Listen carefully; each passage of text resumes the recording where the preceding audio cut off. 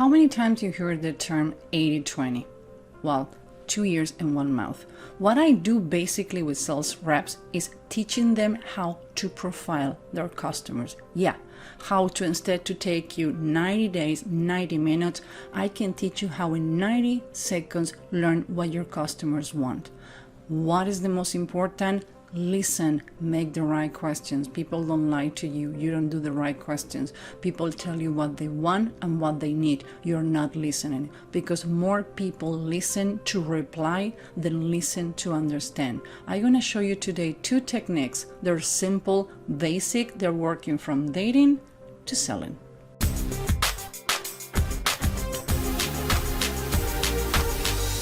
When I get to this part of a training project with a sales manager or a company that says, wait a minute, we have people who have been selling for 30 years. You're going to teach us how to make questions? Like, no, I'm going to teach you how behavioral-wise do the right questions.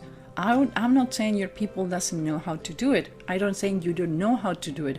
What if I teach you how to profile a customer? Again, not 90 minutes, no 90 days, 90 seconds. There are some things that are called behavioral questions. Remember when we talk about soft skills? Well, we need to learn to listen what the customer says, and we need to learn to do the right questions. So today we're going to talk about 2 concepts that I think they're basic in dating and selling, selling and dating. Why I put these 2 extremes? Because if you know how to date, you know how to sell. If you know how to sell, you know how to date. Weird, but there is a correlation between both. Now, close-ended questions, you're going to have a definitive answer. Yes, no, tomorrow, yesterday. And you need to know when to do it and how to do it. Now, an open-ended question is going to have to do with discovery information, to recover information. That's the reason most companies says, let's have a discovery call. In my calendar, I have video call, regular meeting, or discovery call. Discovery call is when a client present a problem and I need to discover what really is the problem between the perception of what they think the problem they have and what the real problem they have, and when we are going to gather information. But if I don't know what the questions to do, I don't know what project I need to send to you or what product is the one you're going to need. I need to listen to your problems so I can adapt, even though any product that I have, as near possible to the problem you have. Now, think about this simple exercise. Do you like cars? What you will answer? Yes, no, sometimes, I don't need it, I live in the city. Now, what is about cars do you like? I can know what is your family, when you go into vacation, what is your expenditure habit, depending on the brand, the car you have. I can open a conversation. I know how many kids you have, if you're married, if you're going to vacation far away, if you travel far, and when you go on a vacation in a car or in a plane. It's so much information I can have. But again, sometimes I need to have do you like cars? Yes. That meaning that I need to show you a car, or I need to show you a van or a sport car. And sometimes I need to know more about what you like about cars to gather information. So what is the difference how to do it? Open-ended questions are start with what, why, and how.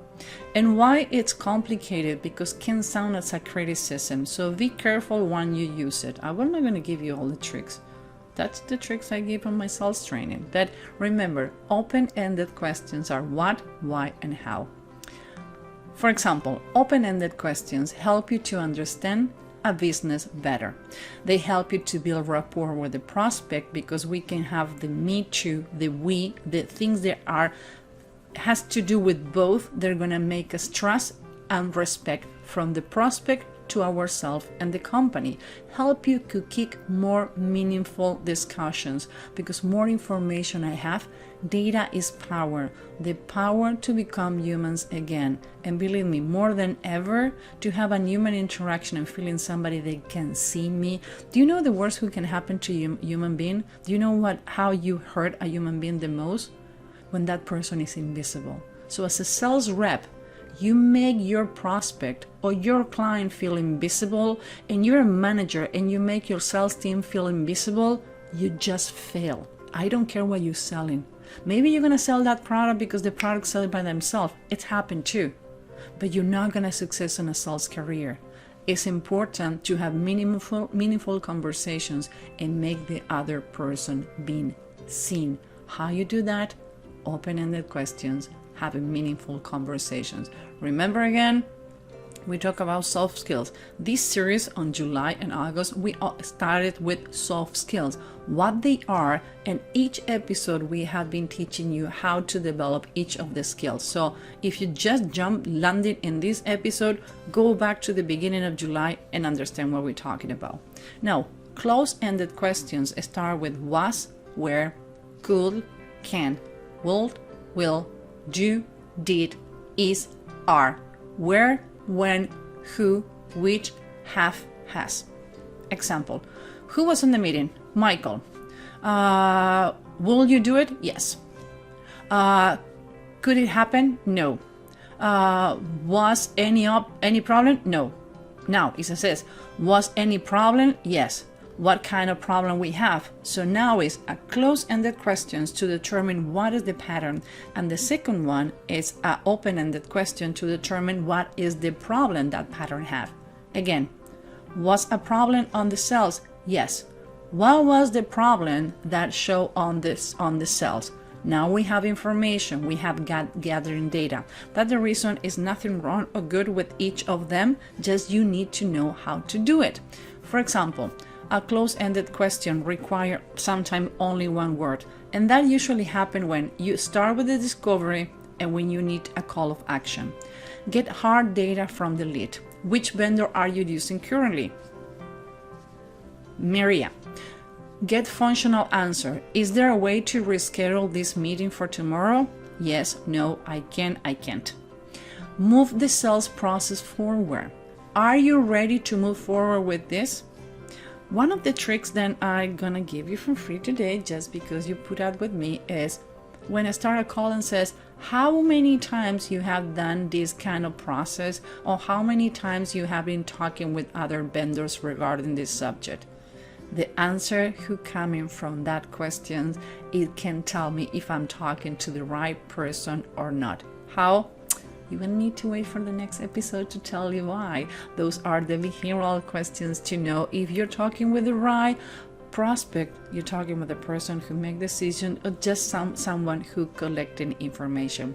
Today we talk about ended, open, close questions, how to use it when you use it, and what is important to know what part of the conversation or the discovery call you need to put it out there.